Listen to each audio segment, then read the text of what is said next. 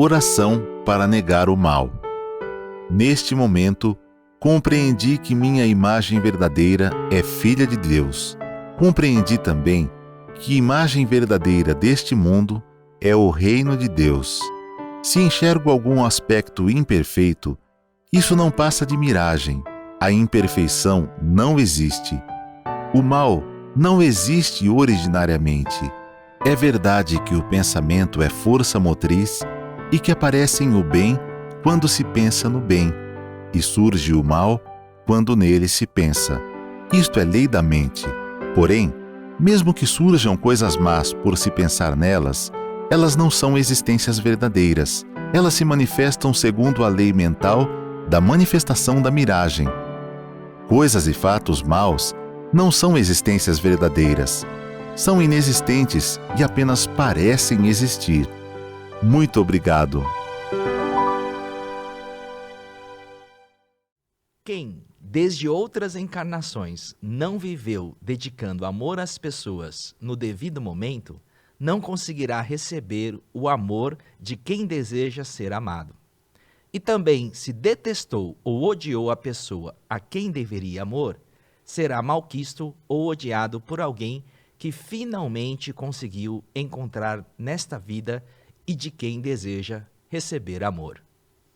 Olá, eu sou a preletora Yara Colombo. E eu sou o preletor Milton Suga. E nós estamos no episódio 41 do podcast Vivências. Esse texto está no livro Reflexões sobre a Vida, é isso? Do Sagrado Mestre Seiichi Taniguchi, Yara. Nossa, e é impactante, né? Porque é um direcionamento para o nosso tema de hoje. Qual que é o nosso tema de hoje? Nosso tema de hoje é Encontrando Felicidade na Gratidão. Você tá bem, Miltinho? Tudo bem, e você? Eu tô ótima, e a gente tem convidada hoje, né? Convidada muito especial. Ela que é presidente da União da Associação da Prosperidade da Regional SP Atibaia, Yara. Mas o amor dela é tão grande que ela é presidente lá em Atibaia, mas ela é pertencente à Regional SP Campinas. Então o amor expandiu. Perfeito. Preletora em grau sênior, Rosana Henriques Schmidt. Seja bem-vinda, preletora Rosana.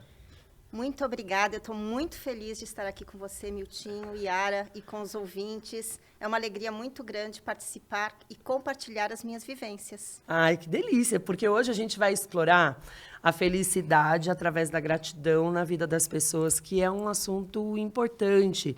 Pensar que a felicidade não está em coisas materiais, embora muita gente entenda dessa forma, mas a gente pensar um pouco na felicidade através da gratidão. Mas para a gente fazer um acolhimento, eu também sou ouvinte, sou consumidora dos podcasts da Seiichi, adoro quando ouvi a preletora falando e expondo também a sua forma de estudar, mas acho que o pessoal talvez não conhece tanto a preletora. Como que a preletora conheceu a Seiichi? Bom, contato com o ensinamento eu tive quando eu ainda era bem criança, mas eu não tinha a mínima ideia que fosse da Seiichi. Eu era aquelas crianças que, aos 5 anos, eu já lia com perfeição e eu lia tudo que aparecia na minha frente. Lia bula de remédio, lia dicionário. Meus alunos falam assim, Pro, você lia dicionário? Eu falo, lia dicionário. Então, eu lia as enciclopédias médicas da minha mãe. E minha mãe, como ela era enfermeira, ela trazia para casa o acendedor. Mas eu não tinha a mínima ideia que era Seiichi, mas ali a sementinha foi plantada. E passaram-se bastante tempo, quando eu tinha por volta de 24 anos. Nesta ocasião, eu estava casada, tinha saído de São Paulo, sou paulistana, e havia ido morar com o marido e minha filha, que era bebê, em Goiânia.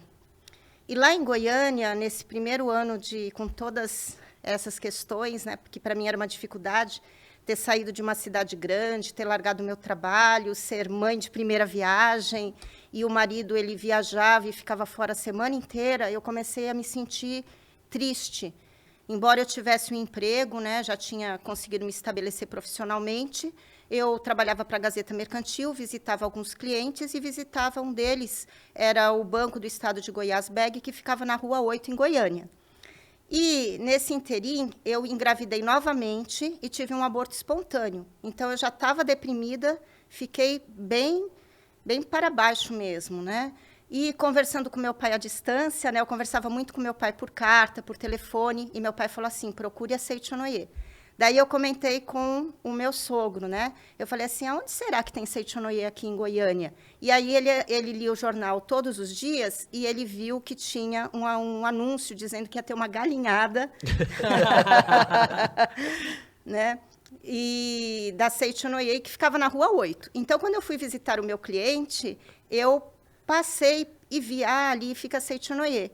E aí eu escutei assim e eu já entrei. Quando eu entrei, o preletor estava falando justamente da gratidão que a gente devia ter pela nossa vida. Então, que a vida não estava na matéria, não estava no dinheiro, que a vida estava naquilo que não tinha esse valor monetário, mas no que tinha o valor eterno, né? E aí eu comecei a perceber que, apesar de tudo aquilo que estava acontecendo na minha vida, aquilo lá fez sentido para mim. E eu voltei no domingo seguinte, era uma quinta-feira, reunião de senhoras, à tarde. Daí, quando chegou no próximo domingo, eu voltei no domingo com a minha filha Giovana, né, que tinha 6 meses. Então, era outubro de 1991, lá na Rua 8, em Goiânia. E, daquele dia em diante, nós nos dedicamos a participar ativamente do movimento. Foi assim que eu conheci a Seichonoye. Ai, que história boa! E que coisa boa, né? A gente estar junto nesse momento, podendo conversar um pouco sobre esse assunto. Talvez possamos falar sobre a relação entre os familiares. Vamos lá? Vamos lá, a gente tem como tema Encontrando a Felicidade na Gratidão. Eu achei interessante o relato da Rosana, porque foi tão impactante esse momento para ti que você guardou até o endereço, a data, né? Tudo certinho, né? Eu estava pensando, Essa nessa Rua 8 tem que ter um sentido, né? Tem um sentido isso. Mas e também a facilidade que hoje em dia a gente tem, né? Olha só, consultar o endereço de uma sede da Seichonoye num jornal, procurar. Hoje, os amigos que nos acompanham ficou interessado, é só acessar ali o site pelo seu celular, pelo smartphone, pelo tablet, pelo computador, né? sni.org.br/onde encontrar, tá bom? Lá tem todas as sedes regionais da Seichonoye. Entre em contato com o mais próximo de você e saiba onde tem e que horários tem as reuniões das atividades da Seichonoye. Quem sabe a gente se encontra lá, hein? Bom, vamos lá, voltando um pouquinho mais, Encontrando a Felicidade na Gratidão. A preletora Rosana já falou que a palestra que estava assistindo lá era sobre justamente a gratidão nas coisas que a gente tem, nas coisas que têm valores eternos. E uma das coisas que tem valores eternos para a gente é justamente a relação entre os nossos familiares, porque são as pessoas mais próximas que a gente tem, né? Às vezes é tão simples a gente agradecer o mundo, agradecer o país, agradecer a sociedade, mas quando chega na hora de agradecer a pessoa mais próxima que você convive todos os dias, a gente tem algumas dificuldades. Preletora Rosana, qual que é aí a receita, o hashtag Fica a Dica do nosso podcast para a gente poder agradecer os nossos familiares e até dar um olhar assim na composição da nova família hoje que a gente tem na sociedade, né? Hoje a gente tem questão de pais separados, pais que estão numa nova composição, que chegam, os agregados, né? O cunhado, a cunhada, os genros, noras, enfim, o pessoal que vai fazendo essa composição da nova família. Quantas perguntas numa só, né? Muitas perguntas. Mas vamos por partes aí, vamos lá. Então, em primeiro lugar, né, eu acredito que a gente está sempre na hora certa com as pessoas certas. Por isso que veio aí a Rua 8, né? A Rua 8 tá vendo? O meu cliente tinha que estar na Rua 8, porque na Rua 8 estava a Seichonoye. Verdade. E a Seichonoye já estava na minha vida como semente lá atrás, quando eu lia, sem saber que era Seichonoye, as revistas Acendedor, né? E essas revistas representam o amor de alguém que doou para minha mãe, e esse amor chegou até mim. E no momento que eu mais precisava, Deus se revelou. Então, a família, ela sempre tem esse caráter, né, de estar sempre ajudando, ou essa característica de estar sempre nos ajudando. A família são as mãos de Deus mesmo. Então, não foi por acaso que eu tive esse pai, que eu tive essa mãe, né? Eu tive a oportunidade, né, de ter os meus filhos. Então, hoje em dia, a gente tem a família como, né, está colocado aqui, de maneiras bastante diferentes do que a gente costumava ter na família tradicional. Eu sou filha de pais separados. Meus pais se separaram, eu tinha apenas 6 meses. Então, isso também foi impactante na minha vida, impactante na minha adolescência. E a minha mãe optou por não casar-se novamente, mas o meu pai casou-se novamente, um casamento feliz, minha madrasta é fantástica. E tenho mais 3 irmãos, né? Do primeiro casamento, a minha irmã mais velha e do segundo casamento, mais 3 irmãos, 2 irmãs e um irmão. Então, a minha família aumentou. Isso é muito gostoso, né? Você poder entender que irmão é muito mais do que alguém que veio do mesmo pai e da mesma mãe, mas é alguém que está torcendo por você, que está compartilhando histórias com você. E meus irmãos, nos momentos, né? Tive bastante momentos complicados, difíceis aí na vida, e os irmãos estão sempre ali para dar a mão. Na parte assim, eu mesma, né, tive um casamento que durou 25 anos, dos quais nós tivemos 3 filhos, a líder de iluminação Giovana, que já está no mundo espiritual, a líder de iluminação Juliana e o Eric, que chegou a ser divulgador da Seitinoye.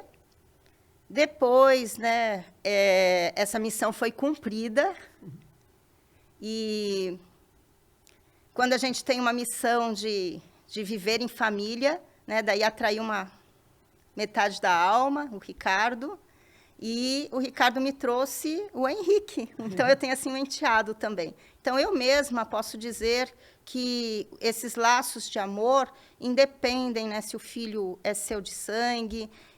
Hoje eu vejo, nós todos passamos o Natal junto, o Paulo com o Ricardo, o Eric e o Henrique se dão muito bem, nós vivemos juntos, né? A Juliana optou por morar com o pai dela, o que eu fico muito feliz, porque como ele não casou-se novamente, então ele também não ficou sozinho. Né? A gente tem esse negócio, né, de que a pessoa precisa ter uma companhia, uma coisa talvez mais da cabeça da gente, mas tudo isso são vivências, e vivências que enriquecem muito. Então, assim, independente da maneira que a família é estruturada, está sempre tudo certo, está sempre para o nosso crescimento.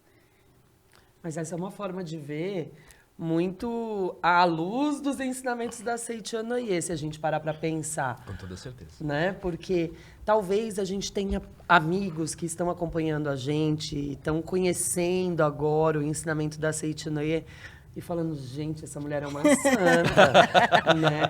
Porque, olha, eu vivo uma situação parecida, mas aí nutre sentimentos um pouco mais graves, né? Um ódio, sentimentos que a gente nem gosta de mencionar, mas que acabam, talvez, direcionando a própria vida da pessoa. E como que o amigo que está acompanhando a gente, que vive essa composição diferente, mas não se dá bem com a madrasta, que a gente não tem nada de segunda linha aqui na Seitinoye, né? É sempre de primeira linha. Como é que ele se relaciona com um enteado que talvez não o aceite, e por aí vai, Pletória? Então, na verdade, assim, tudo bem, não é tudo não são só rosas mesmo, né? Não são só flores. Não é bem assim. O ensinamento da Seitinoye, eles nos ensina que o lar é uma academia. E a academia não é um lugar assim que também é tudo fácil, tudo tranquilo. O que eu quero dizer é que durante as nossas experiências, minha, sua, do Miltinho, dos ouvintes, a gente precisa estabelecer que o principal é e seja a harmonia. Então, assim, até chegar ao fim do meu primeiro casamento, eu passei muitos momentos de estudar os ensinamentos da Seitinoye, passei por muitos momentos de tentar ao máximo. E quando uma pessoa chega a esse ponto de se separar do cônjuge, precisa estar em harmonia, porque precisa ser um momento onde não vai ter nenhuma briga, nenhuma desavença, porque senão o que você vai conseguir? Lá para frente você vai ter isso para reorganizar. Então, chegar nesse momento onde o casal virou amigo e não está mais crescendo espiritualmente, então cada um direcionando a sua vida para um novo momento, pode crescer mais espiritualmente e manter a tranquilidade, né? E no sentido assim de ter um enteado foi uma coisa muito interessante para mim, né? Porque eu nunca me imaginei assim, eu não via minha madrasta como madrasta porque eu não morava com ela. Então assim, eu chegava lá, ela fazia minha comida preferida, mas eu voltava para minha casa. E quando o Henrique chegou para morar comigo, foi bem interessante, porque eu lembrei dos ensinamentos da Seitinoye, que fala assim que nós somos a família como se fosse uma árvore, né? E o filho adotivo ou enteado é como se fosse uma plantinha que sai, que vem dessa árvore. E aí eu gosto muito de orquídea e eu pensava numa orquídea. E aí eu pensava assim, o Henrique é uma orquídea, né? Ele está ali, né, na árvore, né, que nós formamos. E tem uma peculiaridade muito interessante, porque eu sou o segundo casamento do Ricardo, né? E ele é meu segundo casamento. E, no caso, o Ricardo, casado com a preletora Simone Pereira do Carmo, ela faleceu, né? Retornou ao mundo espiritual em 2010. A minha filha Giovana retornou ao mundo espiritual em 2013. Então, semelhante atrai semelhante. Então, no caso, assim, todos nós tínhamos essa saudade de um ente querido que tinha partido repentinamente para o mundo espiritual. O Henrique, ele despediu-se da mãe dele com apenas 4 meses. Então, eu sou a figura materna para ele, né? E essa figura materna, que aí vem o interessante que não são tudo flores, para mim, apesar de eu ver assim como uma orquídea, eu tenho certeza que no início eu fui uma madrasta para ele, não uma boa drasta. Olha só. Por quê? Porque ele já vinha de 10 anos morando com os pais, alguns momentos morou com os avós, e às vezes, quando tem uma nova figura, uma nova casa, ordem, limites, isso não é tranquilo, né? Isso leva um tempo para se alinhar. Por isso que o mestre fala que o lar é uma academia. A gente está no lugar certo, no momento certo, com as pessoas certas, que vão alinhar. Então, assim, um aspecto, tem que estudar, tem que tomar banho tal hora, não pode comer isso que faz mal, tem que ajudar nas tarefas de casa. Então, isso é o papel da mãe. Para o outro, às vezes, não é tão legal. Mas a família também é para isso, né? É para dar um chão, é para dar um esteio. Então, eu acho que todo mundo tem que ficar tranquilo com a sua composição familiar, né? E, além de tudo, minha composição familiar ainda tem os animais, né? Eu tenho a Safira, tenho a Safira, que é uma gatinha, tenho a Cruella, que é outra gatinha, tenho o Taz, que também veio para a nossa casa num momento, assim, difícil para ele, porque ele havia sido atropelado e o Ricardo resgatou. E a gente tem o Code, que é um cachorrinho que já tem 17 anos. Então, assim, as famílias são assim. Tem gente que considera hoje os pet filhos, né? Então, estamos ali, somos todos espíritos evoluindo e nos ajudando. Que legal. Eu estou com 2 professoras aqui na mesa, né? A Rosana também é professora. Para a gente trazer Eu fiquei imaginando, né? Vocês explicando sobre essa composição da nova família, da chegada de novos entes queridos ali na nossa família. Vocês que são professoras, parece assim, primeiro dia de aula, né? Onde ninguém conhece ninguém, e aí vocês, professoras, têm que auxiliar, manejar as pessoas a se conhecerem, a dialogarem, porque acaba sendo também uma convivência diária. E a gente acaba na escola, às vezes até convivendo mais com os colegas de escola do que a nossa própria família. Talvez, né? Não, tem isso e tem uma coisa que é bem importante, que eu acho que a leitora Rosana pode falar, que é o autoconhecimento. Tem o conhecer o outro, mas tem também esse lado, não tem de se conhecer e ampliar a nossa visão sobre a gente mesmo, sobre o amor, sobre a felicidade familiar, porque talvez a gente tenha ainda na mente um estereótipo do que é a felicidade familiar. Esse exemplo é clássico, né? É a mesa, a toalha branca, é a janela aberta, o sol entrando e a propaganda de um produto qualquer. E aí a gente vai entendendo nesse dia a dia que tem essa questão do conhecer o outro, os gostos, os horários, e de criar uma rotina, criar uma dinâmica familiar, mas tem também de se olhar e falar, nossa, não é isso? Exatamente. É muito interessante. Aí vocês abordaram 2 aspectos. Assim, o aspecto como professora, né? Toda vez que se inicia um ano letivo e eu me deparo com aquela turminha que eu não conheço e eles não me conhecem, né? Ali do 6º ano, né? Aquela faixa de juvenil, 11 anos, assim. É bem interessante, porque eles estão se descobrindo, mas a gente também percebe que eles veem na gente, às vezes, coisas que nós somos e coisas que nós aparentamos ser, mas não somos.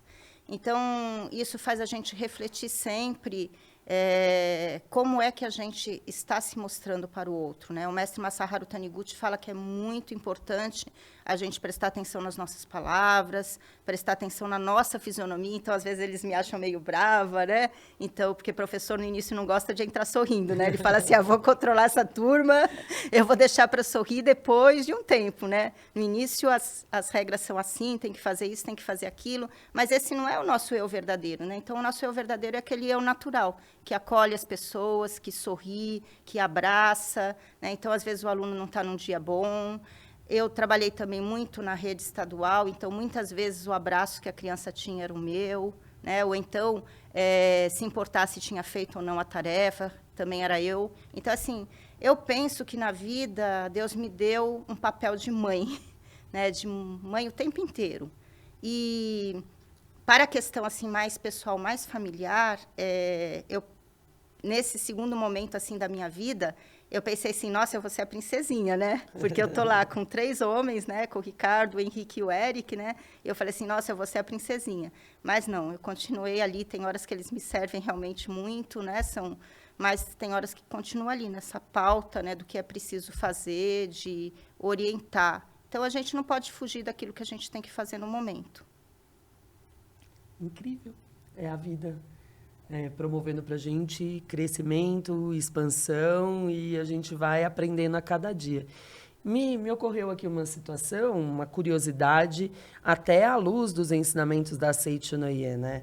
A leitura trouxe toda uma história, tem um primeiro momento, esse segundo momento, e no final das contas, o amigo pode estar pensando, meu Deus do céu, né? Mas eu escolhi esse lugar para nascer, ou me enfiaram nesse lugar e está errado, né? Eu vou ilustrar aqui com um episódio bem pueril. Eu também conheço a Seiichi Noye desde pequena e tem uma oração que é a oração Meu Filho, eu te abençoo. E nessa oração fala, nasceste abençoado por Deus e estás crescendo abençoado por nós. Quando eu era criança e minha mãe fazia essa oração, eu ouvia, na sexta é abençoada por Deus. E eu pensava, na sexta eu fui encontrada numa cestinha. É por isso que eu tenho esses conflitos e porque eu acho isso, eu fui colocada aqui. Foi um momento da vida bem pequeno e eu achava que eu tinha sido fantasiando, né, colocada numa cestinha. Meus pais me pegaram, me resgataram e cuidaram de mim. Então, fico pensando, o amigo em casa, talvez ele escolheu esse lugar para nascer. Se ele escolheu quando, né? Ou é uma coincidência? Bom, todos nós temos o nosso livre-arbítrio, né? E Deus, por ter nos concedido o livre-arbítrio, não impõe nada a ninguém. Essa é uma questão que bateu fundo na minha vida muitas vezes, porque, como eu falei para vocês, quando eu tinha apenas 6 meses, meus pais se separaram. E foi muito difícil, porque uma separação naquela época era complicada, não era amigável, era primeiro um desquite, a mulher que ficava sozinha era estigmatizada, minha mãe era enfermeira, trabalhava à noite, era mal falada. Então, assim, eu vivi muita solidão, muita dificuldade, e eu pensava, nossa, por que eu nasci nessa família, né? E, em alguns momentos assim de raiva, de dificuldade extrema, a minha mãe chegou a verbalizar que eu tinha sido uma tentativa de que o casamento desse certo e não deu. E depois, né, ela se viu ali, ao invés de estar com uma criança, com 2. Então, eu me senti muito inferiorizada, rejeitada. Então, eu cheguei na Seiichi Noye realmente, né, lá nos 24 anos, mas era um caco, né, como eu falei para vocês. Estava deprimida.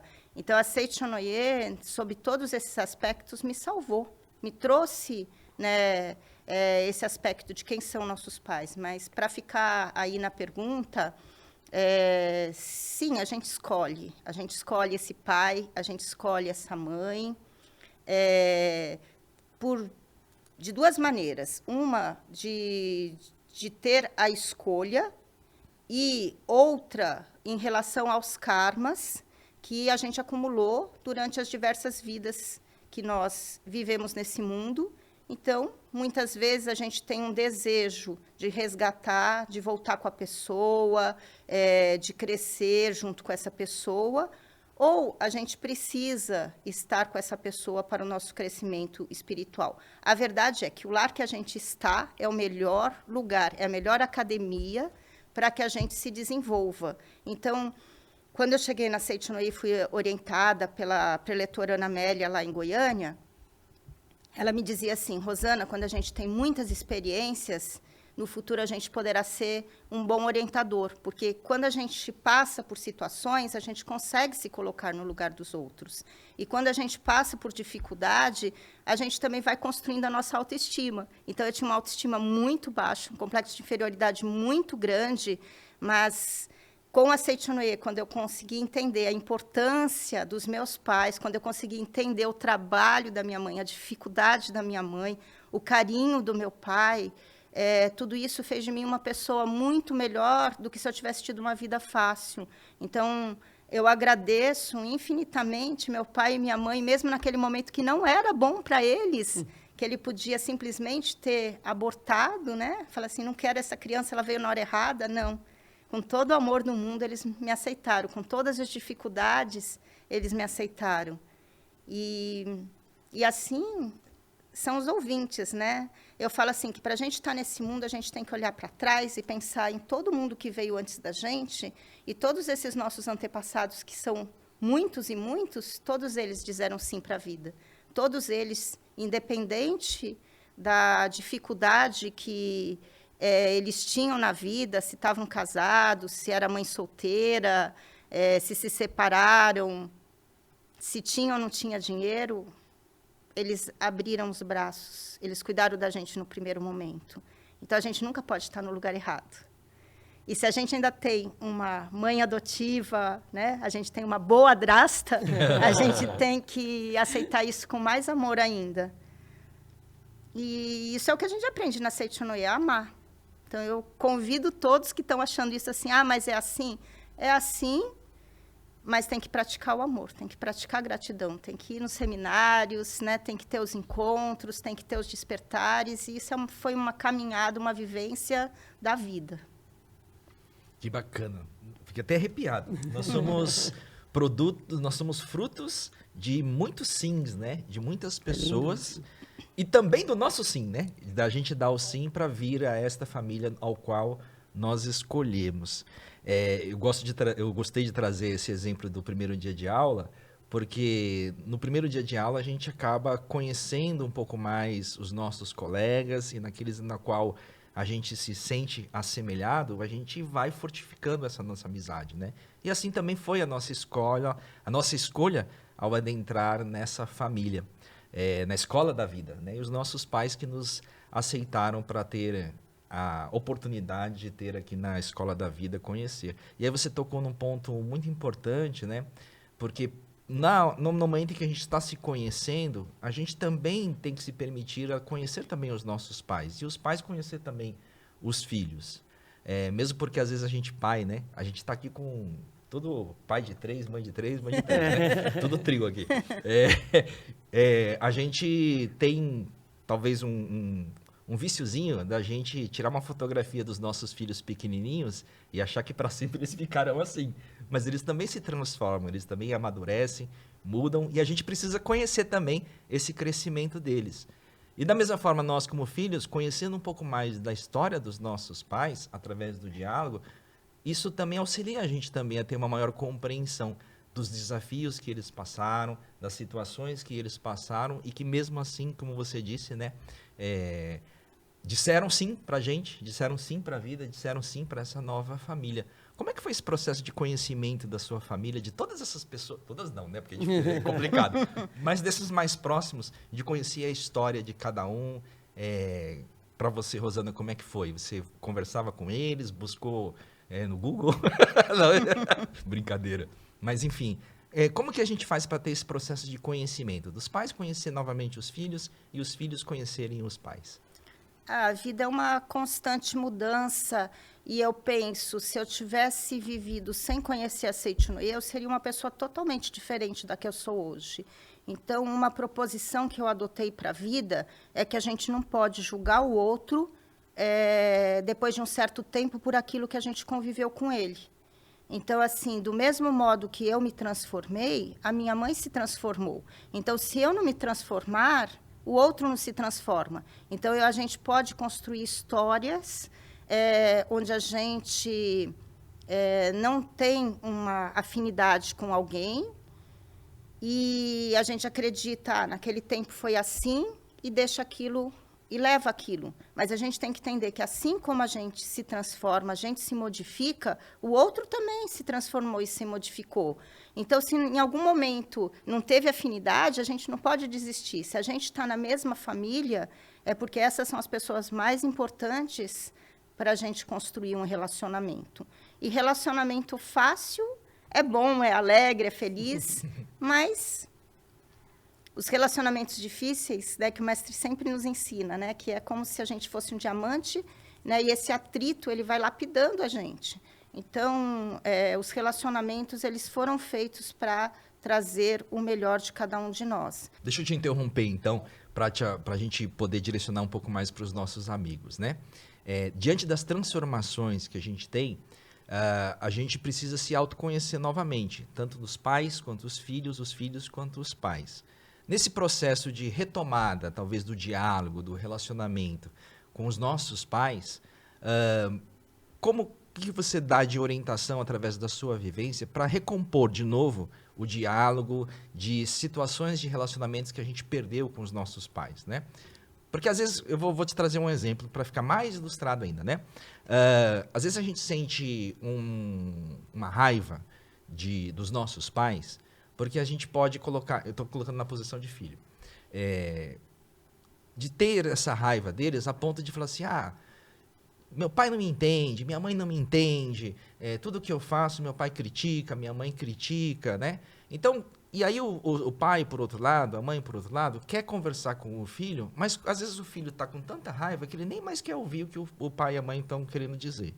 E aí corta esse relacionamento. Como é que faz para retomar esse relacionamento diante de situações desafiadoras que a gente enfrenta no nosso dia a dia da família? Então, no meu caso, eu tive assim um primeiro distanciamento, por exemplo, do meu pai, né? Quando os meus pais se separaram, dos meus 6 meses até os 5 anos, eles ficaram em briga judicial. Então, eu não tinha assim esse carinho paterno. Depois dos 5, quando eu tinha 5 anos, até os meus 10 anos, foi estabelecido que eu ia passar os finais de semana e as férias com meu pai. E aí que a gente construiu um relacionamento. Então, assim, com a minha visão de adulta, é importante a gente entender, como eu estava colocando, que a gente não pode ficar naquele patamar. Ai, ele me abandonou, ou ai, não vivi com ele, né? Que foram aqueles 5 anos. Mas, e esses outros 5 anos? A gente sempre tem que focar no presente. Então, as lembranças que eu tenho dos 5 aos 10 anos, quando eu convivi finalmente com meu pai, era de um pai que olhava todas as minhas tarefas, que me ensinou a ler, que saía para brincar, que fazia caminho de formiga na árvore, que reunia todas as crianças na porta da casa dele, as crianças ali do bairro, da Redondeza, e brincava com elas de fazer tudo que o mestre mandar. Então, assim, uma pessoa divertida, alegre, que lia muito, que conhecia muito. Depois, a minha avó paterna faleceu, e aí, quando ele casou-se de novo, minha mãe não deixava que eu fosse na casa dele, ela não gostava. E a minha irmã mais velha, ela ia e eu não ia. E aí eu fui criando, né, aquele sentimento de distanciamento de novo do meu pai, e eu não era feliz. Mas quando eu olhava para minha mãe, que ia ficar sozinha, eu resolvia ficar com a minha mãe. Lá por volta dos 16 anos, quando eu comecei a trabalhar, tinha o meu dinheiro, daí eu resolvi, de novo, visitar o meu pai. Então, vocês vejam que a cada 5 anos, mais ou menos, eu tive um relacionamento diferente com meu pai.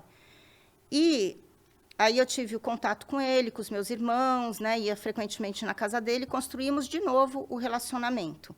Mas pulando lá para os meus 23, 24 anos, quando eu fui para Goiânia, aquele momento inicial que eu contei, o meu pai foi a pessoa decisiva na minha vida para eu conhecer a Seiti-no-ie. Olha. Ele foi a pessoa decisiva, né? Quando ele escreveu assim, procure a Seiti-no-ie, quando ele estava longe, ele não podia fazer nada, que ele viu a filha dele ali sofrendo, desesperada, né? Ele falou assim, procure a Seiti-no-ie.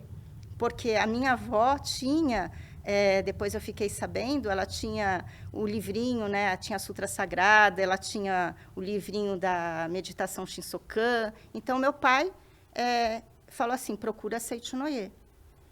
E foi o meu pai que comprava os livros A Verdade da Vida, e ele lia e ele mandava para mim.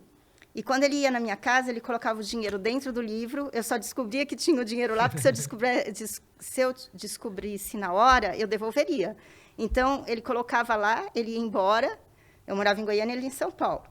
E aí, quando eu abri o livro para ler, estava lá o dinheiro para eu comprar o próximo. Olha. Então, assim, os livros que eu tenho, boa parte deles foi o meu pai que me presenteou.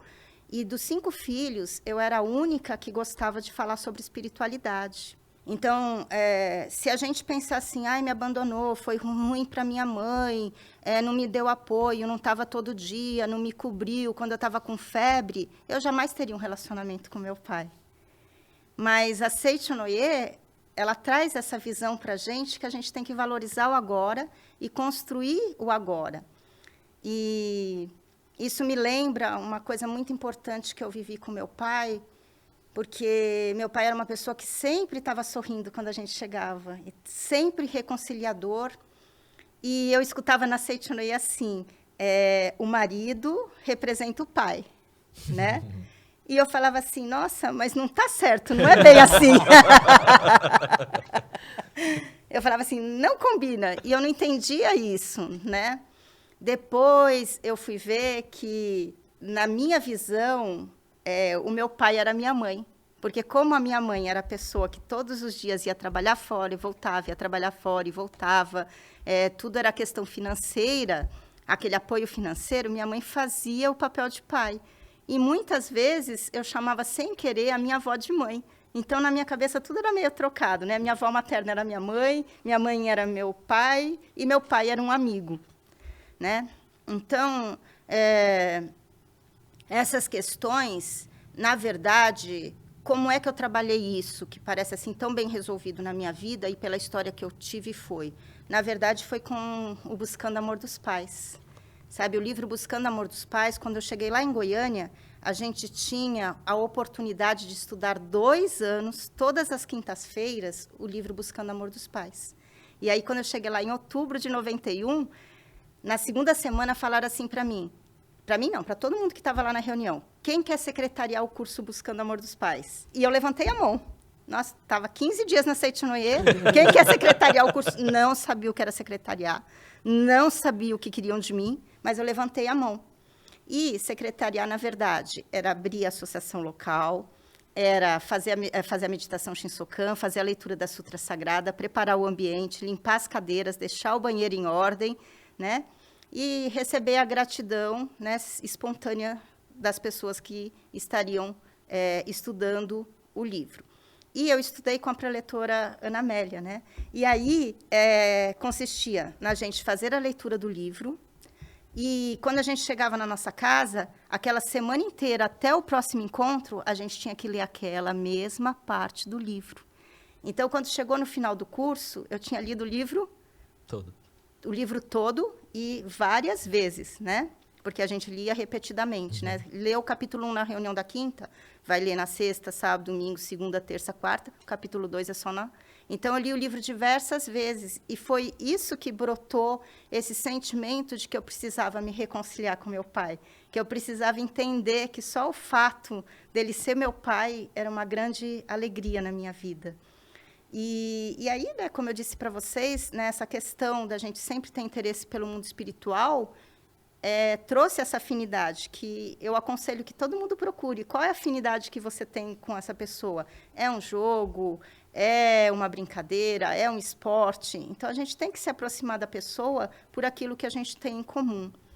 Mas, assim, só para contar um relato assim marcante com meu pai, é que, apesar de toda essa gratidão, quando eu finalmente entendi que eu era uma filha amada, um dia meu pai falou assim para mim: Rosana, quando você for na academia de Biúna, você me traz umas pedrinhas lá, né, do templo, né?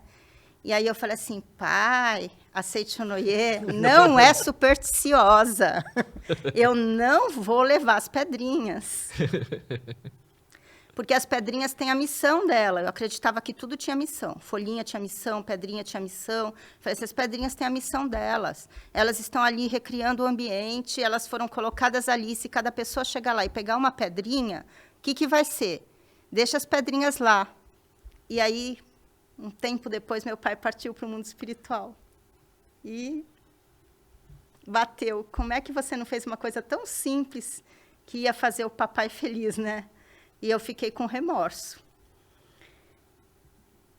Aí a gente estava fazendo um curso de missão sagrada e o preletor Eduardo Nunes levou a gente para frente ali do templo. E eu havia, obviamente, quando meu pai faleceu, tinha feito a oração perpétua, né? Tinha inscrito ele na oração perpétua.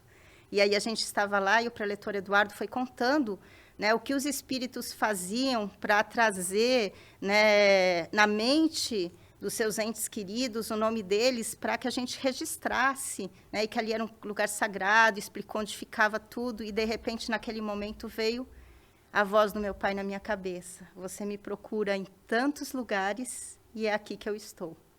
Nossa. Porque eu tinha colocado ele, né, e aquela sutra com o nome dele estava ali. E o meu pai, como espírita, ele gostava de abrir os caminhos para os espíritos e direcioná-los. Então, eu imaginei, a missão do meu pai espiritual, né, continua sendo encaminhar os espíritos, né? E, naquele momento, eu abaixei e peguei as pedrinhas. E aí, eu levei lá para o meu oratório, que está lá até hoje, né? E, assim, com isso, eu quero dizer assim para os ouvintes que, mesmo quando os pais da gente estão no mundo espiritual, é tempo de pedir perdão, é tempo de fazer a vontade dele, é tempo de manifestar a gratidão. Porque depois que eu coloquei as pedrinhas ali, pronto, passou, né? Eu cumpri um desejo do meu pai. E, às vezes, a vida é assim, a gente é tão simples o que a mãe quer da gente, né? Às vezes, ela só quer aquela loucinha lavada, e a gente faz um drama danado. Que custa? Gasta mais tempo ter uma briga, uma discussão, porque a mãe quer que lave a louça, do que você ir lá e lavar aquela louça. Gasta mais tempo, né, você não puxar a sua coberta, esticar a sua cama e ficar criando essas brigas diárias. Então, o ensinamento da Seichonoye trouxe isso para mim. Não que isso não aconteça na minha vida, mas quando acontece, eu não guardo isso como mágoa, como raiva, né? A gente olha para essas coisas que acontecem de vez em quando e a gente pensa: isso não é o mais importante. Eu fiquei pensando aqui em muitas coisas. Nossa, quantas coisas! Muitas coisas, porque a preletora até já deu essa dica de como que a gente se relaciona e se harmoniza com os nossos pais quando eles já passaram para o plano espiritual. É ser simples, né? Fazer o que tem que ser feito na hora que tem que ser feito. E às vezes, é realmente uma questão não só da pedrinha, que é uma alegoria muito bonita, que o amigo pode seguir, mas, às vezes, é de conduta mesmo, é de postura de vida.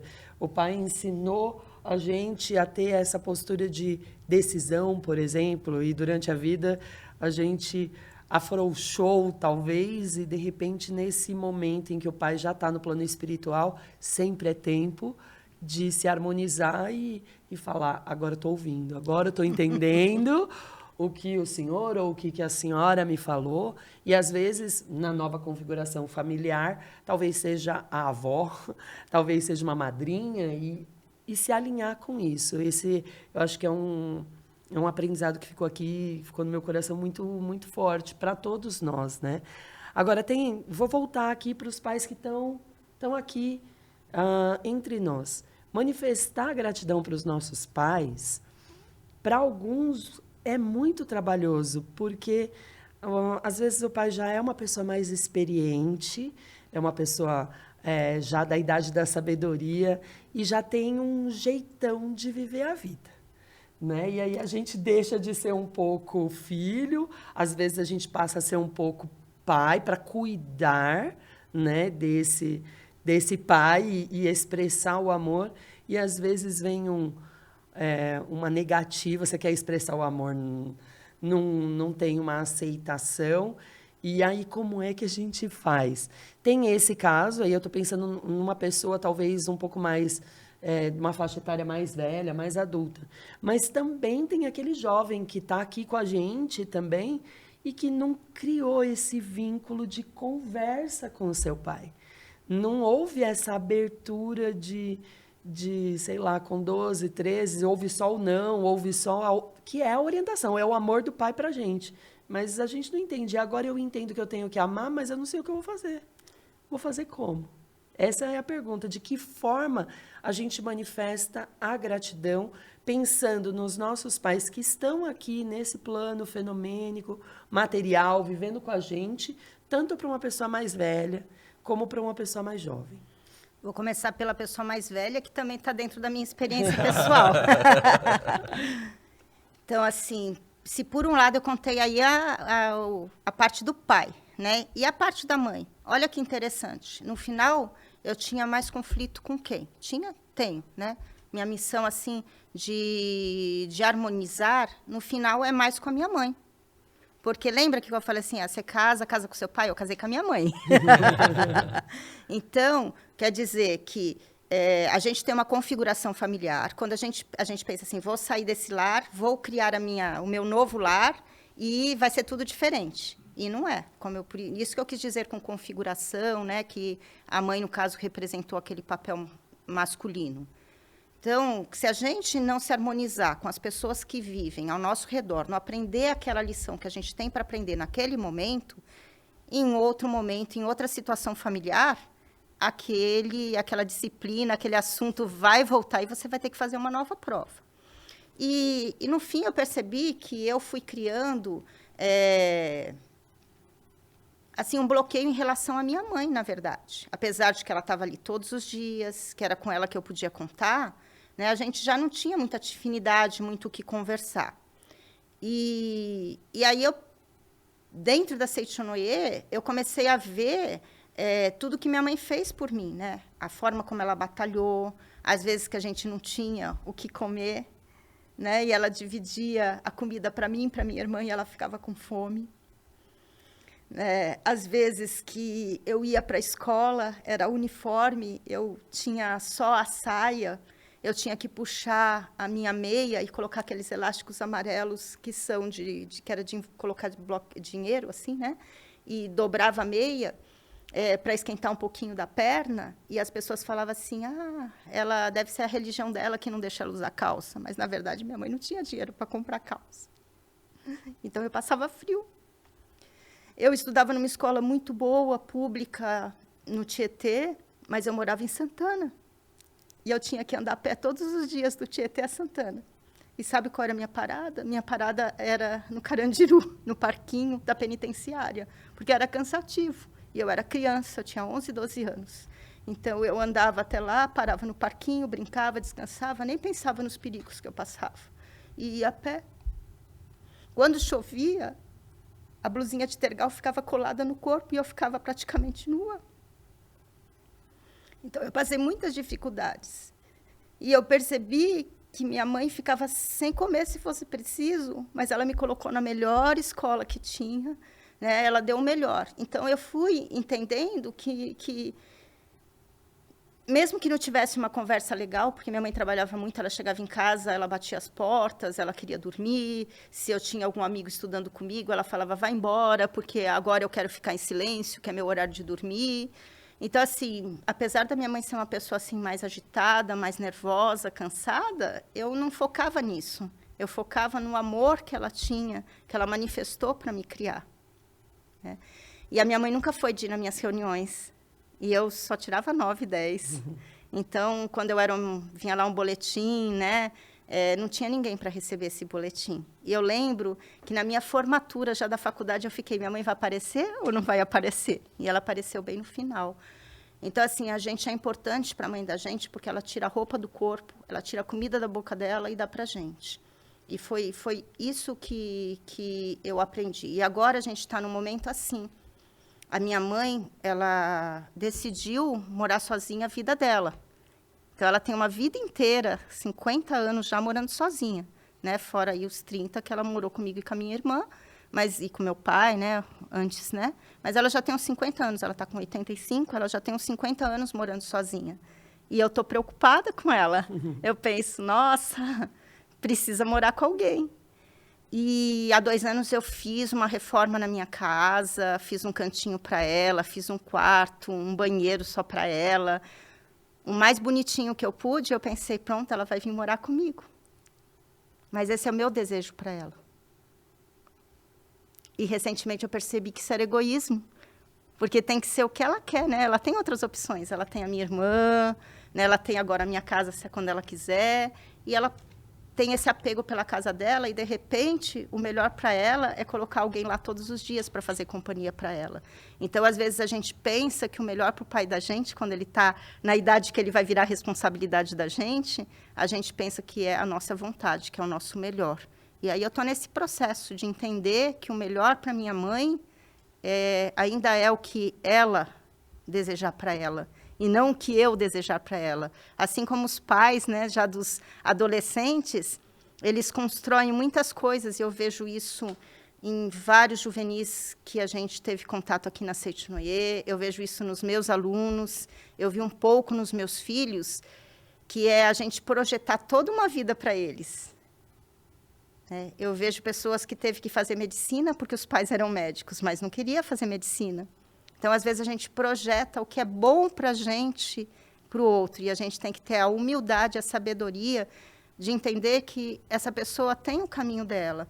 Então, o adolescente, ele muitas vezes ele tem esse conflito no lar, ele quer as coisas do jeito dele, né? Como eu falei assim, com os meus filhos eu achei um pouquinho mais tranquilo, porque desde o momento que eu me vi grávida, eu li todos os livros que tinha de educação na Seitinoye. Li todos.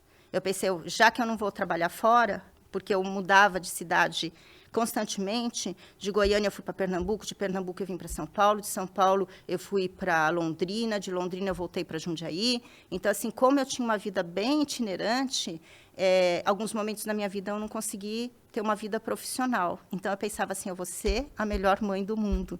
E aí eu segui como o mestre ensinou. Então, eu entendia que o meu objetivo era descobrir o talento do meu filho. Para formar um gênio, né, a gente tem que descobrir aquele dom natural, né? Tanto que tem aí um relatinho com a Juliana, que a Giovana era bem aplicada na escola, né? Como eu tirava lá 10, 9, mas sempre porque estudava muito. O Eric já tirava 9, 10 com facilidade, aquelas pessoas que escutam, capta, grava, né? E a Juliana, naquele meio termo, aí eu falava para ela, nossa, Juliana, mas você é a única que desenha. Nossa, Juliana, mas que desenho lindo, porque o mestre falou, tem que ver o que a pessoa faz bem e elogiar essa característica. E um dia ela desenhou uma baiana de costas, né, assim, ó, com um vaso na cabeça, que eu falei assim, nossa, tem movimento. E esse elogio para ela foi tão importante que o talento dela, que é o desenho, hoje ela é arquiteta. Então, com nós que somos pais da Seitinoye, eu acho que isso é um pouquinho mais tranquilo quando a gente pratica os ensinamentos. Mas o jovem, em geral, pelo que eu vejo, ele critica tudo isso que a gente vê como amor dos pais. Né? Se você tem um pai que está lá falando, acorda, meu filho, olha que bom. Pior era que quando você não tem esse pai falando, acorda, meu filho. Se tem alguém que está falando assim, come até o fim, come isso porque é bom para você, você tem alguém que está cuidando de você. Então, é uma questão realmente de gratidão. E essa visão de gratidão, para a gente viver isso, a gente precisa praticar os ensinamentos. Não sei se eu respondi totalmente. Nossa Senhora! Fantástico! E é perspectiva, né? É uma coisa muito... Eu ouvi um juvenil fazendo uma narração E ele falava, a vida é uma questão de perspectiva. Achei tão bonitinho, né? Porque assim, é como você falou agora, você olha e fala, não cuida, tá reclamando, toda hora me manda acordar, me deixa aqui. Mas não, o cara é o amor da minha mãe, é o amor do meu pai. Nossa, cadê meu pai? Não tá aqui. Não está aqui porque está lá trabalhando, porque está resolvendo as suas questões. Está lá bebendo, mas calma. Quais são as dores que ele tem para que ele se ausente de um tesouro tão importante como o filho? E às vezes a gente não tem essa abertura de coração. É perspectiva. Da mesma forma, a mãe. Manifesto o meu amor como? Na perspectiva do adulto, né? Manifesto o meu amor como? Olhando, estando perto, coração aberto para o que precisar, mas permitindo que o outro seja como eu sempre desejei que me permitissem ser. Eu achei tão bonito você pensar nisso, né, Milton? Ao mesmo tempo, essas perspectivas, elas vão surgindo a todo instante. Eu me identifiquei, na verdade, e você me trouxe muitas perspectivas. E como o nosso podcast é Vivências, vou compartilhar algumas vivências pessoais, porque quando você falou que a mãe muitas vezes deixa a roupa do corpo, deixa de se alimentar para o filho, me veio na memória assim, porque quando adolescente, queria muita vontade de comer sanduíches. E no comer sanduíche, a gente não quer o sanduíche que é feito em casa, a gente quer aquele da propaganda, né? E aí, eu lembro que a minha mãe, e claro que essa vontade acabava indo entre meus irmãos, eu tenho mais um irmão. E aí ela fazia, acho que o possível e o impossível para comprar um sanduíche, e ela falava assim, divide no meio, você come metade, seu irmão come metade, né? E aí me veio na memória, né, de muitas vezes criticar isso. Por que só metade do sanduíche? Por que a gente tem que dividir? Por que eu não posso ter um sanduíche por completo e meu irmão um sanduíche por completo, né? E às vezes eu descontava essa frustração no meu irmão, porque aí a gente começava a competir pelo quem ficou com a metade maior. Né? E quando divide no meio, né, não tem uma régua ali para medir, aí ficava nessa discussão. E aí você me fez parar para pensar, a gente estava disputando metade do sanduíche, mas e ela? Ela sequer comprava um sanduíche para ela, né? E hoje eu vejo que ela gosta tanto de comer sanduíche, né? Então isso também faz a todo momento a gente lembrar. Isso me veio à memória nesse exato momento. Você falou da sua mãe que ela decide, né, também morar sozinha. Minha mãe tem 90 anos de idade e ela também decidiu morar sozinha, Rosana. E aí, nesse morar sozinha, ela morava numa casa térrea, bem confortável, espaçosa. E ela decidiu que ao morar sozinha, definitivamente, ela ia mudar para um apartamento menor, 12º andar. E aí eu fiquei pensando, né, que você falou, às vezes a gente quer impor aquilo que a gente quer, mas esquece de respeitar aquilo que ela quer. E ela planejou bonitinha, um apartamento com aqueles, como é que chama, suportes assim para poder locomover, andar, tem todos os móveis todos na altura dela para não precisar subir escada ou descer para baixar muito, né? Então ela já projetou tudo isso com algumas movimentações. E ela me pedia, né, para poder comprar determinada coisa, comprar determinado item, né? Ela falou assim, vamos lá que eu preciso comprar uma cama, aquela que sobe sozinha, né? Queria que você fosse comigo. Eu ainda um pouco no ego, né, de querer impor. Falei assim, por que você está saindo daquela casa, que aquela casa tendia, para que vai para esse apartamento? Eu me lembro que acho que eu ia de cara emburrada. E fazia com cara emburrada. E hoje eu percebo, né, que ela está tão feliz nesse apartamento que ela mora, e a gente pode manter contato com ela a todo instante, porque realmente fica preocupado. Eu também fico preocupado dela sozinha lá, 90 anos de idade, no apartamento.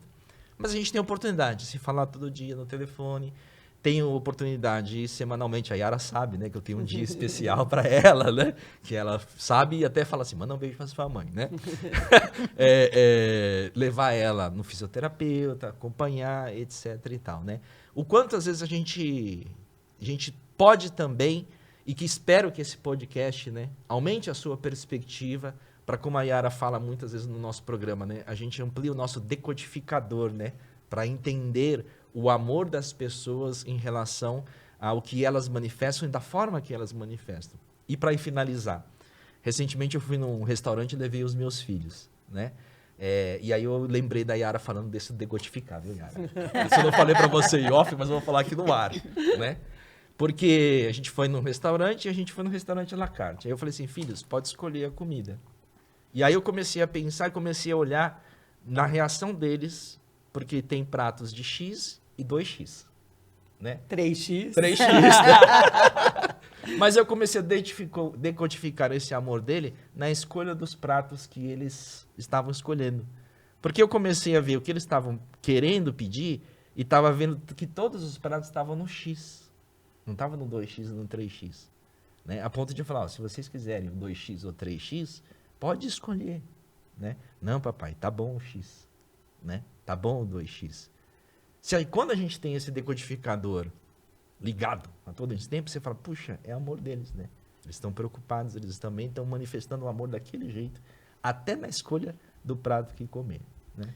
E aí, assim, para amarrar aqui o tema, né? É nessa hora que a gente sente a gratidão profunda e no momento em que a gente vai tendo essas descobertas, vai olhando sobre nova ótica o que acontece e vai tendo boas memórias e vai, às vezes, ressignificando memórias que já foram dolorosas e a gente vai percebendo a felicidade da nossa vida. Que não está efetivamente no 4x, né? Ou talvez não está na calça, né? Que me daria a proteção, mas ela está num outro lugar, que é um lugar muito espiritual, muito profundo mesmo, de reencontro de almas, para que a gente se torne pessoas melhores a cada dia e ajude o outro a se elevar e se eleve também e impacte de forma significativa o lugar onde a gente estiver, porque é incrível isso, né? Para também, já que eu falei, não vou nem trazer nem vivência, porque eu já me lembrei de tanta coisa aqui, né? Mas antes de meu pai partir para o mundo espiritual, Deus me deu a oportunidade de ficar com ele, porque minha mãe ia ter uma pequena intervenção cirúrgica, eu nem sabia direito. Ela falou, eu preciso que você venha aqui para Campo Grande. Eu queria ter ido para o Japão, para um curso que ia ter. Minha mãe falou, não, eu preciso que você venha para cá. Então, eu fui.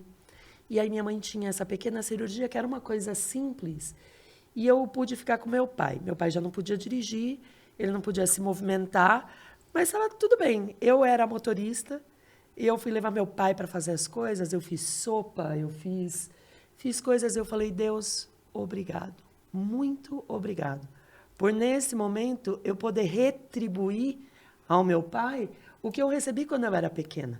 Eu recebi todas as bonecas da marca mais uou, mesmo... A estrela, né?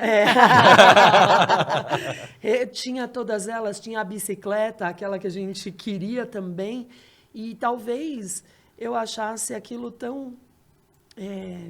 que palavra eu posso usar? Obrigação. Uhum. Tão obrigação, porque mesmo estudando numa escola pública também, estudei numa ótima escola pública, mas era obrigação, era meu olhar, né? Obrigação deles me prover, mas não era obrigação, não é nesse sentido o olhar.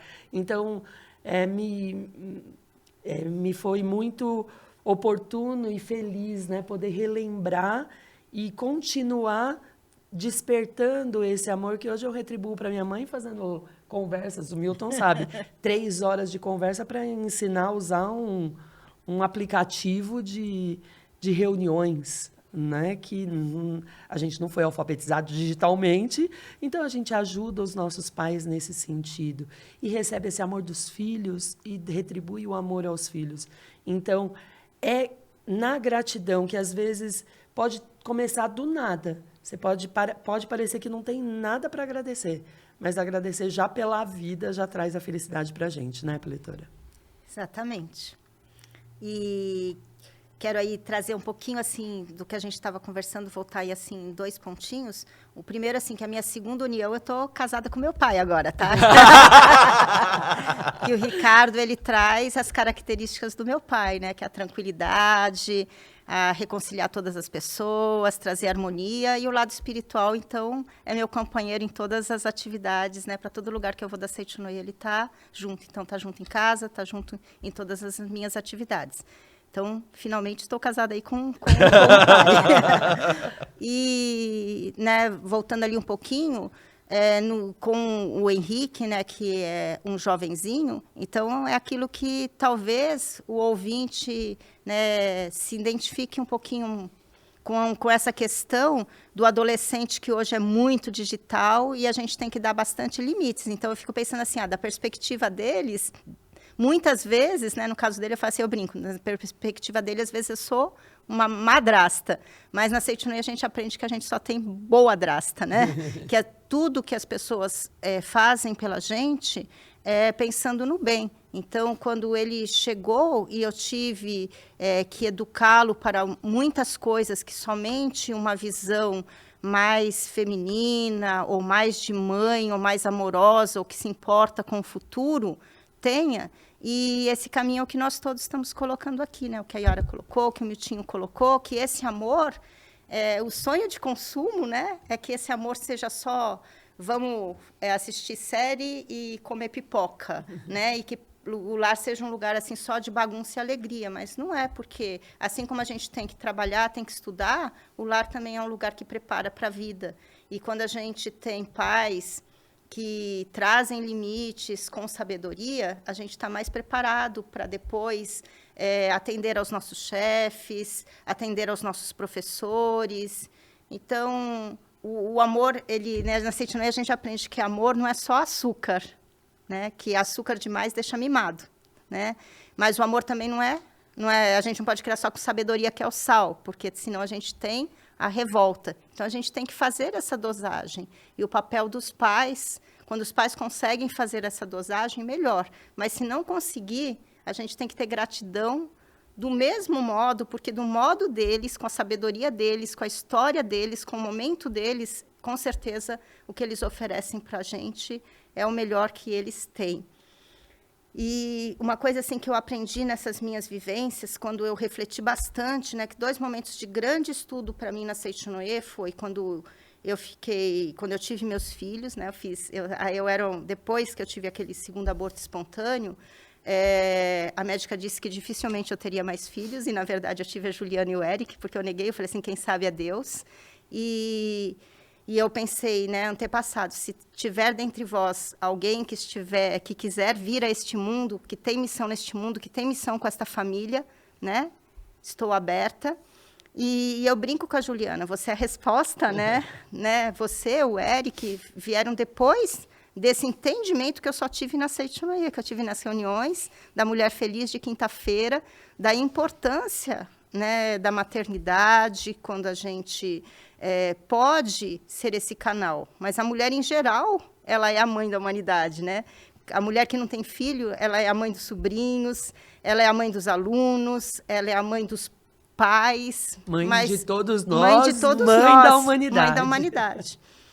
Então, eu assumi esse papel para a minha vida estudando muito.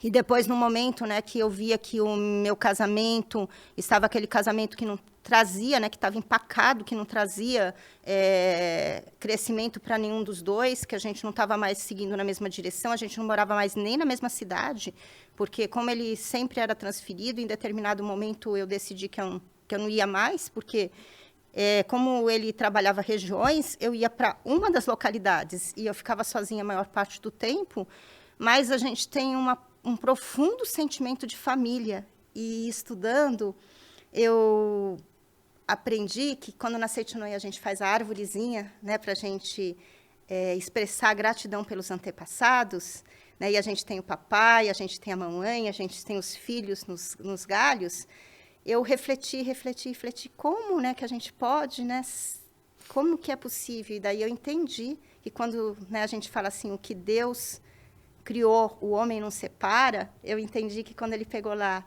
o Schmidt e ele pegou o jardim, e desse Schmidt e desse jardim vieram a Giovana, a Juliana e o Eric, essa linhagem, essa descendência, essa família, isso é indissolúvel.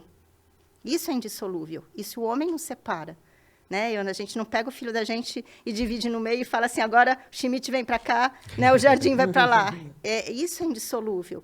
Então, como essa separação ela foi feita de maneira assim natural, a gente pode manter esse mesmo amor familiar até hoje. Então, assim, a gente rompeu o casal, né? Mas a gente não rompeu a família, porque a família é indissolúvel. Então, a gente agrega mesmo, a gente agrega outras vivências, a gente agrega outras pessoas.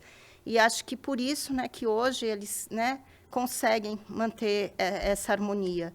Porque quando acontece na hora certa, sob a orientação de Deus, aí as coisas acontecem com tranquilidade.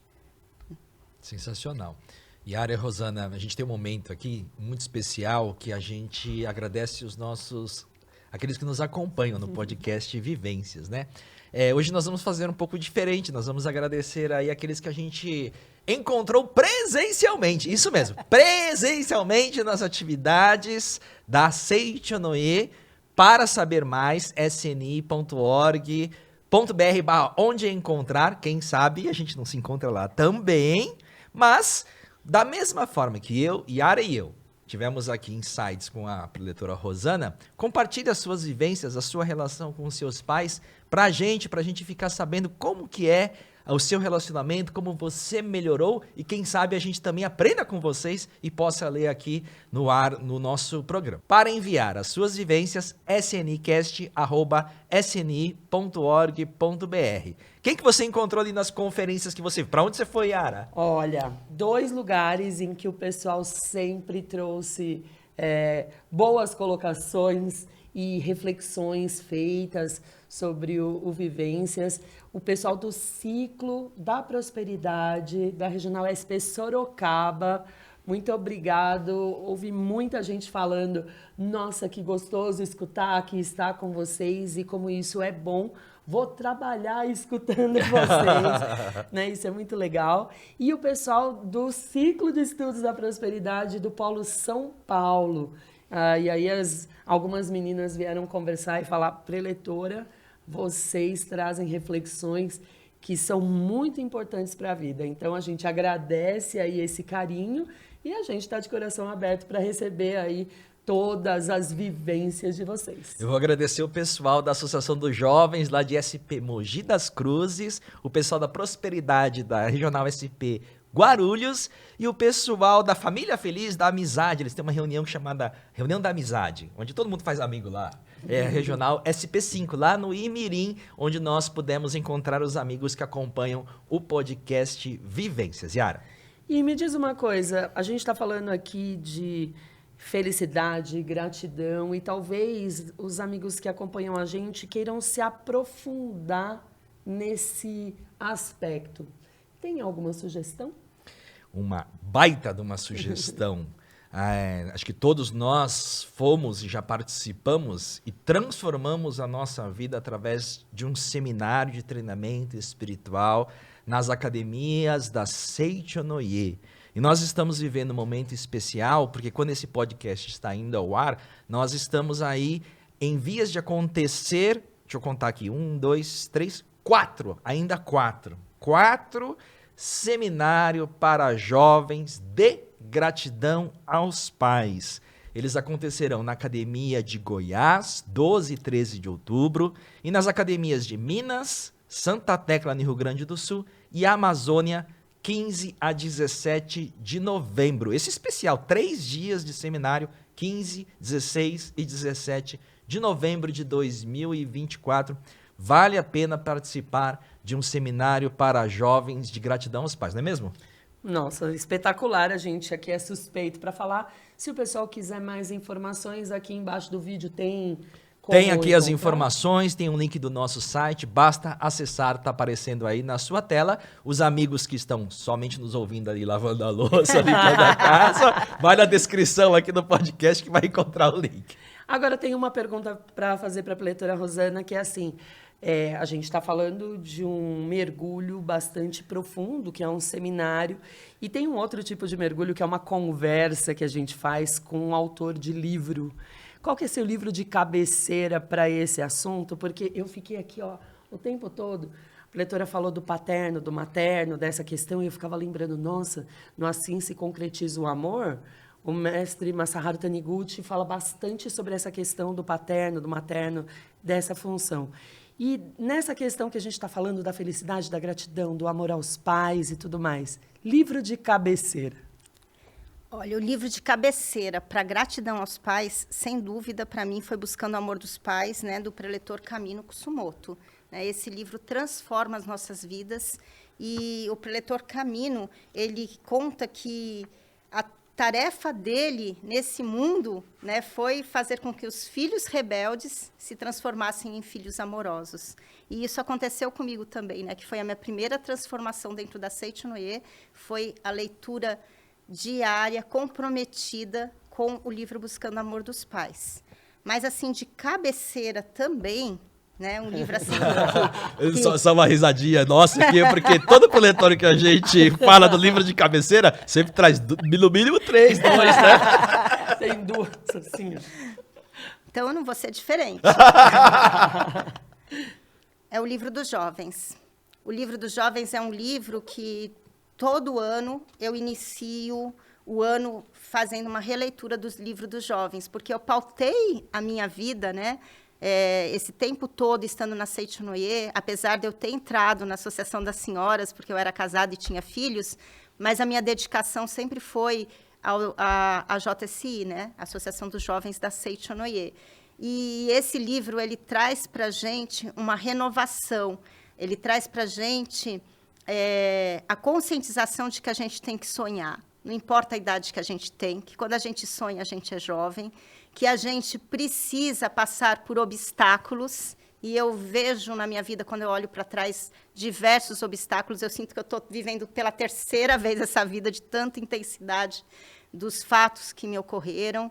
Então, assim, essa oportunidade da gente sempre recomeçar, da gente rejuvenescer, da gente sonhar, de ter projetos grandiosos, e, em especial, a parte, né, que o mestre fala sobre a importância da gente ter grandes amigos, né? É, sobretudo, importante encontrarmos bons amigos em nossa juventude, porque, nesse caso, podemos alcançar juntos um alto grau de desenvolvimento. Então, os amigos que a gente encontra também são a nossa família.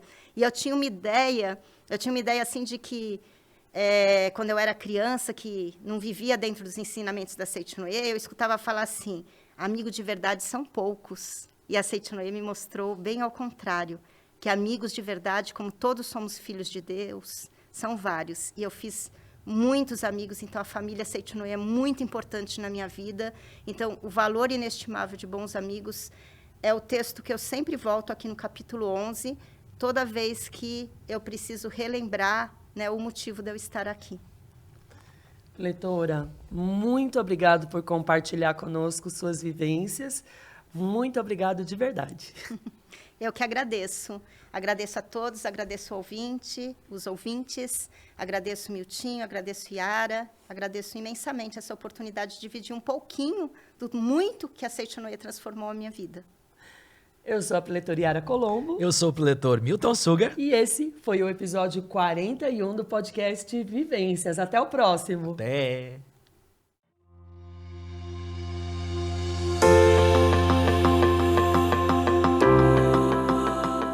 Venha participar do maior evento espiritual da Seicho-no-ie no Brasil. No dia 13 de abril de 2025, manifestaremos amor e gratidão aos nossos antepassados e entes queridos, na 69ª Festividade do Santuário Roswell do Brasil. Na mesma oportunidade, viveremos a 41ª cerimônia no Monumento aos Anjinhos Anônimos dos países ibero-americanos e África Latina. Momento de orar pelas almas que não puderam ingressar na escola da vida terrena. Venha fazer parte de uma atmosfera de consagração para ler em voz alta e em conjunto com milhares de pessoas a Sutra Sagrada, Chuva de Néctar da Verdade, em gratidão aos seus antepassados. Ao comparecer ou assistir na modalidade virtual, e enviando os registros espirituais, você garante que as almas dos seus entes queridos sejam convidadas para participar e receber as orações da festividade. Você encontra informações sobre como preenchê-los e explicações mais aprofundadas acessando a página da Festividade Santuário Rosso dentro do portal da Seicho no Brasil, sni.org.br. Uma vez no santuário, os nomes inscritos nos registros espirituais são consagrados e passam a receber 5 orações diárias com a leitura das sutras sagradas e cantos em louvor, efetuadas por oficiantes por no mínimo 1 ano. Você pode preencher seus registros espirituais em uma de nossas sedes. Consulte os nossos endereços e telefones em sni.org.br/onde encontrar. Participe! Aproveite para estreitar e renovar os laços espirituais com aqueles que são as raízes da sua vida. 69ª Festividade do Santuário Rosso do Brasil. 41ª Cerimônia no Monumento aos Anjinhos Anônimos dos países ibero-americanos e África Latina. 13 de abril de 2025, presencialmente na Academia Sul-Americana de Treinamento Espiritual da Seicho Noe de Ibiúna e virtualmente pelo canal da Seicho Noe do Brasil no YouTube. Mais informações no website sni.org.br acessando a aba Seicho Noe Doutrinário. Manifeste seu amor e gratidão aos seus antepassados e entes queridos ao preencher e enviar registros espirituais para o maior evento espiritual da Seicho Noe do Brasil. Muito obrigado.